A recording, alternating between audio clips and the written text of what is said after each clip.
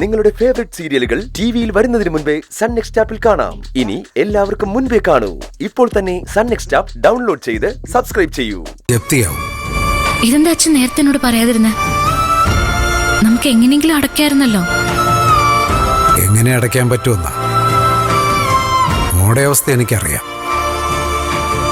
ആ ജോലി മോക്ക് കിട്ടിയിരുന്നെങ്കിൽ അതെങ്കിലും പറഞ്ഞ് നമുക്ക് കാലാവധി മേടിക്കായിരുന്നു.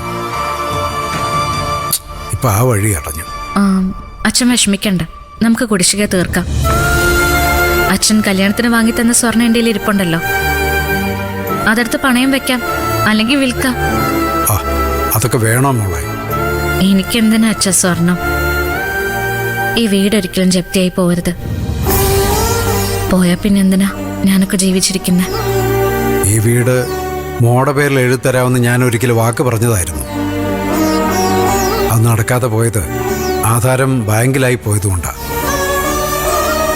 കടം മുഴുവൻ തീർത്ത് ആധാരം തിരിച്ചെടുത്ത ഈ വീടും സ്ഥലവും ഞാൻ മോടെ പേരിൽ എഴുതരും. അതൊന്നും വേണ്ട അച്ഛ. ആദ്യം നമുക്ക് ഇപ്പോഴത്തെ പ്രശ്നം പരിഹരിക്കാം. ബാക്കിയൊക്കെ നമുക്ക് പിന്നീട് ആലോചിക്കാം. അച്ഛനൊന്ന് കൂടെ വന്നാ മതി. നമുക്ക് ഇന്ന് തന്നെ സ്വർണം പണയം വെച്ച് കാശടയ്ക്കാം. എന്റെ മനസ്സിനിപ്പോ എന്തൊരു ആശ്വാസം തോന്നുന്നുണ്ടെന്നറിയാം. മോക്ക് സ്വർണം അച്ഛൻ തന്നെ തിരിച്ചെടുത്തു തരാം.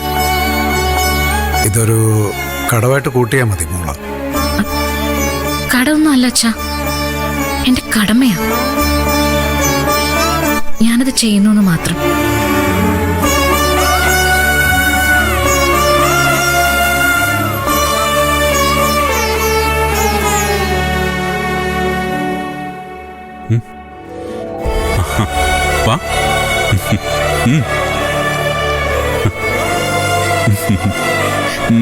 എന്തുണ്ട് വിശേഷം?